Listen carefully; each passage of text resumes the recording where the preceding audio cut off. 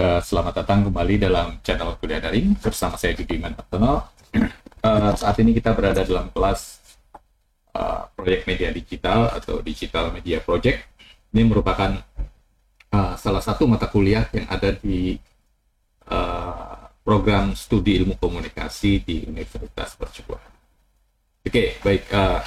Kita saat ini berada dalam pertemuan pertama. Jadi saya akan menjelaskan tentang mata kuliah ini. Tentunya yang pertama-tama itu. Selanjutnya kita masuk ke beberapa poin materi yang saya akan jelaskan di pertemuan pertama. Baik, seperti biasa jangan lupa subscribe, silakan tekan channelnya. Boleh berkomentar untuk kita berdiskusi.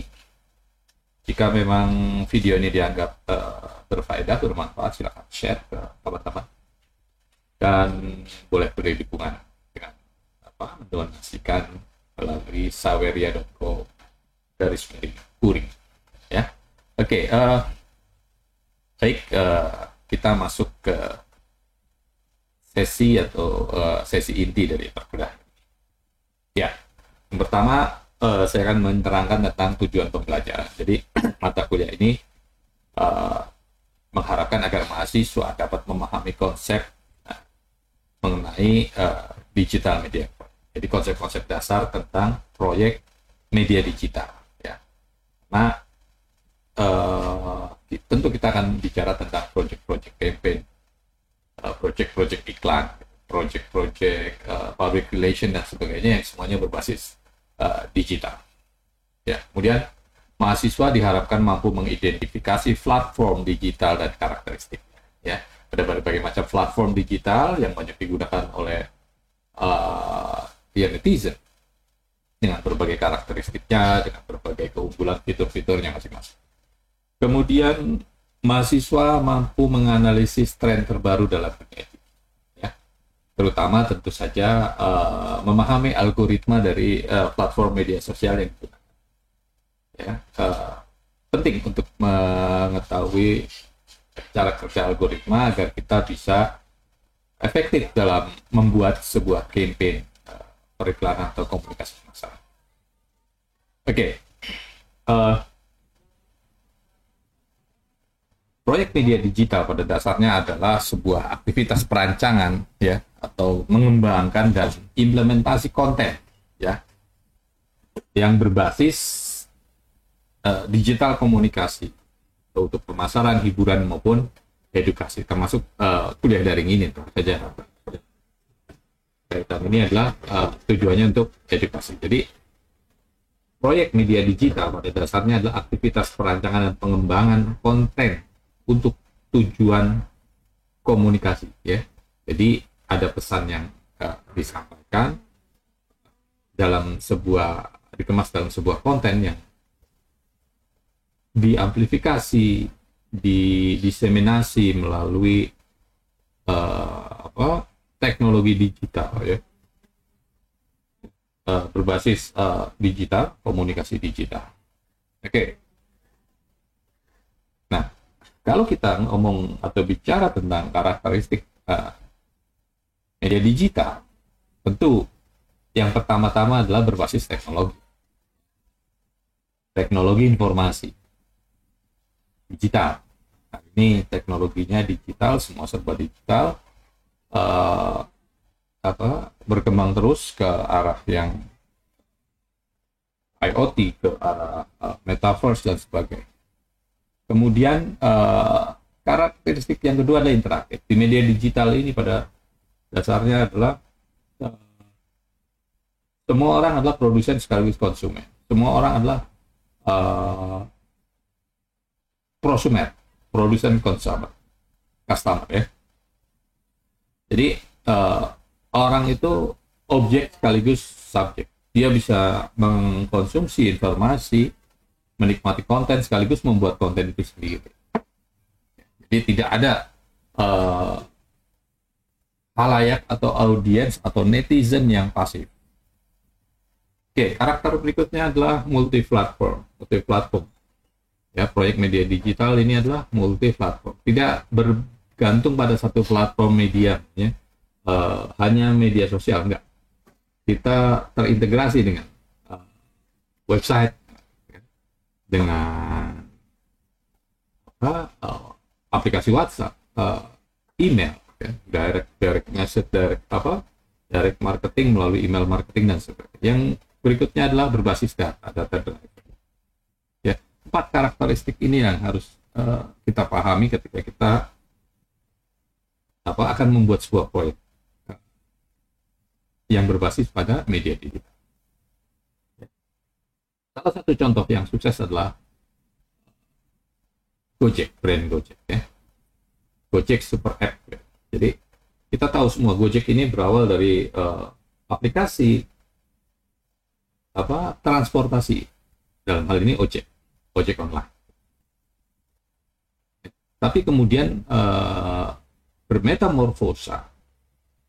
Gojek bermetamorfosa tidak hanya sebuah aplikasi untuk jasa transportasi antara penumpang dan driver ojek, tapi kini telah menjadi sebuah ekosistem digital yang sangat besar. Tidak hanya transportasi, ada makanan, kita bisa pesan-pesan makanan, ada pembayaran, ya, melalui GoPay, ada tawaran-tawaran lain, hiburan dan sebagainya. Buat kita yang sudah yang memiliki aplikasi ini, kita tahu apa saja yang ditawarkan oleh Gojek. Dulu sempat ada jasa urut, pijat urut, tapi kemudian rupanya ditutup gitu setelah atau pasca COVID kemarin. Ya. Gojek kemudian membuat sebuah kampanye yang kemudian viral dan kemudian sukses, yaitu dengan tagar pasti ada jalan. Gojek membangun narasi positif, membangun vibes yang positif, yang menggugah, yang memberi afirmasi bahwa apapun rencana kita pasti ada jalan. Ya, tidak ada kata pesimis, ya, yang ditawarkan di sini. Ya, contoh faktual lain pada proyek media digital, kan kita bisa lihat bagaimana kampanye bijak bersosmed, ya, yang dilakukan oleh Kominfo dan Siberkreasi. Ini berkaitan dengan kampanye literasi digital. Literasi digital, ada digital skill, digital etik, literasi, ada 4, saya lupa jadinya. Ya, digital skill, digital etik, kemudian digital security, terkait dengan digital crime, digital security. Kemudian gerakan ini pada dasarnya adalah gerakan nasional untuk meliterasi digital, untuk meningkatkan kesadaran terhadap digital palsu atau hoax, etika digital dan keamanan data ini menjadi krusial di Indonesia. Kita semua gampang sekali memberikan data kita, ya. Kemudian etika digital, bagaimana kita etikanya ketika kita akan mengirim pesan dan sebagainya. Jadi kampanye ini kemudian diklaim telah berhasil mengurangi penyebaran hoax dengan edukasi publik berbasis digital. Ya, proyek media digital juga bergantung pada storytelling yang kuat. Ya, bagaimana storytelling itu menggugah, mengajak publik untuk bergerak sehingga tercipta suasana yang partisipasif dan kolaboratif. Buat publik merasa dekat dengan isu yang ditawarkan, sehingga dia mau bergerak, mau berpartisipasi dalam kampanye. Kemudian yang kedua juga yang penting adalah soal kolaborasi lintas sektor. Jadi tidak hanya kita bermain sendiri, kita harus berkolaborasi dengan berbagai pihak, dengan berbagai stakeholder yang terkait dengan campaign kita. Ya, bijak bersosmed itu kan kemudian dia berkolaborasi dengan pemerintah. Dalam hal ini adalah Kominfo. Eranya Pak Jokowi dulu namanya Komdigi sekarang. Kita juga bisa berkolaborasi dengan NGO atau LSM, lembaga sosial apa swadaya masyarakat, dan komunitas-komunitas lain. Pandawara, komunitas anak-anak muda yang apa kemudian menjaga lingkungan, melakukan pembersihan apa namanya sungai, mengangkat sampah dan sebagainya. Dan itu cukup viral, sangat berhasil, bukan cukup berhasil. Kemudian pemanfaatan multi platform, ya. Jadi sekali lagi proyek media digital itu tidak hanya atau tidak bisa mengandalkan satu platform, multi platform digital tentunya, ya. Kita main di segala platform yang untuk menjangkau semua publik khalayak, ya, karena setiap media sosial memiliki karakteristik audiensnya masing-masing. Kita bisa tahu di mana kita mencari namanya Gen Z, di mana kita mencari Gen X, di mana mencari Gen Y. Media sosial apa yang biasa mereka gunakan, kita harus paham. Kemudian ya, dampaknya ini terukur, ya, nyata. Kita bicara tentang crowdfunding, apa kita bisa lihat donasi yang diberikan oleh masyarakat atau jumlah pesertanya berapa, karena tercatat secara digital. Ya, penerimaan manfaat isu yang viral, namanya ada tukang gojek yang hilang motornya, tiba-tiba netizen bergerak untuk melakukan gerakan untuk mendonasi untuk membelikan motor baru buat si abang gojek yang apa namanya yang terkena musibah. Ya. Gerakan kolaborasi ini ternyata berhasil, beberapa kali berhasil, bahkan mengubah kebijakan publik, kebijakan politik pemerintah. Ya. Kemarin isu tentang tunjangan anggota DPR melalui gerakan di sosial media, di media digital, kemudian diaktifasi melalui aksi demonstrasi, akhirnya mampu mengubah kebijakan, setidaknya menunda. Nah, yang terpenting kemudian adalah bagaimana kita mampu mengeksplorasi platform-platform digital. Ya. Ini berkaitan dengan jenis platform yang kita harus paham bersama dengan karakteristik tadi. Media sosial, ada Instagram, ada TikTok, ada YouTube, ya, ada media Spotify, Netflix, model-model yang OTT streaming, gitu, marketplace, ada Tokopedia, ada Shopee, ada Amazon, ada Alibaba dan sebagainya. Ada game virtual world, Roblox dan sebagainya. Ada AI, cloud, ya, Google Cloud atau OpenAI atau ChatGPT yang lagi. Nah, di sini kita harus mengikuti tren terkini bahwa TikTok sangat berkembang di Asia Tenggara. Atau Zuckerberg melalui Meta meluncurkan Horizon World. Ini virtual reality. Di dunia barat, di Eropa sana, di Amerika sudah banyak digunakan. Kemudian Spotify Rap, ya. Jadi Spotify kemudian mempersonalisasi layanan daftar lagu-lagu, seperti halnya personalisasi customize terhadap iklan yang masuk di laman media sosial kita, kan gitu. Iklan yang masuk dalam laman media sosial kita berbeda-beda tergantung preferensi dari si pengguna media sosial itu. Dia sedang melihat apa dalam satu minggu terakhir, dia sedang berbicara apa, mendiskusikan apa, itulah yang akan muncul iklannya di laman media sosial kita masing-masing. Nah, implikasinya kemudian adalah bagaimana kita harus dapat memilih platform yang sesuai dengan target audiens. Ya. Kalau maunya mendekati Gen Z, ya, kita pakai TikTok. Gitu.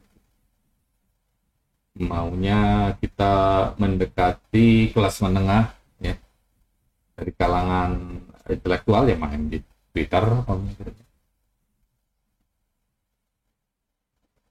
Nah, karena ini multi platform, kita harus juga platform storytelling. Ya. Kalau kita lihat contoh Marvel, ya, Marvel Studio, dia tidak hanya membuat sebuah konten dalam bentuk komik, tapi juga kemudian dikembangkan dalam film, serial TV, game. sampai ke taman-taman yang bertema theme park. Kemudian semua medium harus saling melengkapi.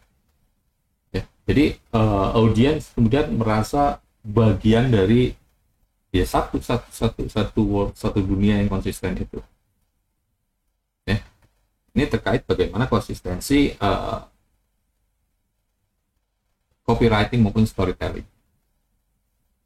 Jangan nanti di komik dan di media sosial kemudian berbeda tagline-nya, logonya dan sebagainya, atau big idea-nya itu harus kuat sehingga ketika kita atau audiens berada di satu platform dia tidak merasa asing karena berbeda dengan platform sebelumnya yang dia pakai, dia baca. Ya. Setiap platform punya karakteristik ya. Jadi berkali-kali saya bilang bahwa platform punya karakteristik, film sinematik, game bentuknya interaktif, media sosial itu engage ya, bagaimana engage audience, fans itu pilihannya pada media sosial. Kalau kita membuat sebuah engagement untuk mengikat fans dari kita gitu, dari produk, ya kita main di media sosial, bukan di film. Kalau kita pengen interaktif, ya berupa game. Ya, jadi pemilihan platform sesuai dengan target audiens, cross-platform storytelling yang konsisten, tapi menyesuaikan dengan format media masing-masing. Di YouTube atau di web mungkin kita bisa membuat sebuah storytelling yang panjang, tapi di media sosial storytellingnya terbatas. Ya, kemudian implikasi berikutnya adalah soal data analitik yang menentukan strategi distribusi pesannya. Jadi kita bisa mengecek hasil atau kinerja dari setiap platform yang kita gunakan karena media sosial ini, digital ini real time. Kita bisa buka kapan saja melihat, oke, hari ini viewernya sudah sampai ke 5.000, view-nya, jam tayangnya 2 jam atau rata-rata 30 menit dan sebagainya, kita bisa lihat langsung. Berbeda dengan di media konvensional, ya kita harus menggunakan survei, menunggu hasil survei ya. Nah ini kita bisa membuat sebuah diskusi yang masing-masing dari kalian, dari peserta kelas ini, bisa kira-kira memberikan contoh proyek media digital di Indonesia yang sukses. Dan coba pikirkan atau terangkan bagaimana distribusi konten di Instagram dan TikTok perbedaan ya. Basis pembacaannya seperti apa, algoritmanya ya. Oke, ini pertemuan pertama kita. Terus tonton channel Gathering. Kita akan ketemu pada pertemuan kedua ya.